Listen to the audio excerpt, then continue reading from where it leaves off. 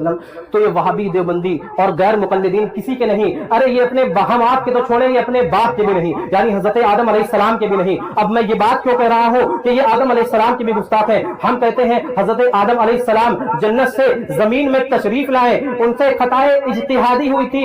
ये बदबख्त गुस्ताख कहते हैं कि हजरत आदम अलैहिस्सलाम को जन्नत से उतार दिया गया था, उनसे गुनाह हुआ था माज़अल्लाह। हम कहते हैं नहीं नहीं, उनसे गुनाह नहीं हुआ था, जमीन में आने की मशीयत इलाही कुछ और थी, उसकी वजह कुछ और थी। कहता है कौन सी वजह थी, क्या वजह थी? हमने कहा हम तुझको बताते हैं। कुरान फरमाता है कुल्ला बितू मिनहा जमीआ, कुल्ला मिनहा से मुराद इसका मर्जा जन्नत है, यानी तुम सब उतर जाओ जन्नत से।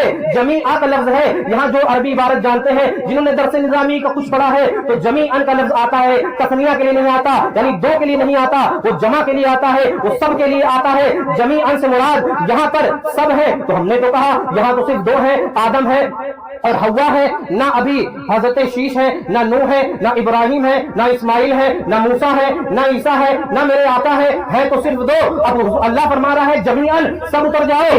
तफसीर जलालैन में साहिब तफसीर जलालैन यानी कि इमाम जलालुद्दीन सुयूती, जिसको तफसीर का इस्तीन नहीं आता, वो जाहिरात गुस्ताखी करता है, कहता है हजरत आदम अलैहिस्सलाम से गुनाह हुआ था। हमने कहा नहीं नहीं, वो तो खताई इज्तिहादी थी, उसमें तो सवाब मिलता है। तो उसने कहा फिर किस लिए आए थे? हमने कहा जमीअन का लफ्ज इसलिए कहा, तफसीर में फरमाया आई मां जुर्रियती कुमा, कि तुम सब उतर जाओ अपनी तमाम जुर्रियत के साथ, यानी जो जो तुम्हारे पुष्ट में आदम मौजूद है, तमाम नबी और जितने भी लोग आने वाले हैं, वो सब के साथ उतर जाओ। वह भी कहता है तो इससे क्या मतलब है, सब उतर गए? तो मैंने कहा कि मैं बताता हूँ इससे क्या मतलब है, क्योंकि आदम अलैहिस्सलाम की पुष्ट में हम जैसे सुन्नी सही अकीदा वफादार भी थे और तुझ जज्बार भी थे। तो हजरत आदम अलैहिस्सलाम हम जमीन में आने के बाद हमको अपने साथ जन्नत में ले जाने के लिए और तुझको जमीन में छोड़ने के लिए आए थे कि तू जहन्नम वासिल हो जा।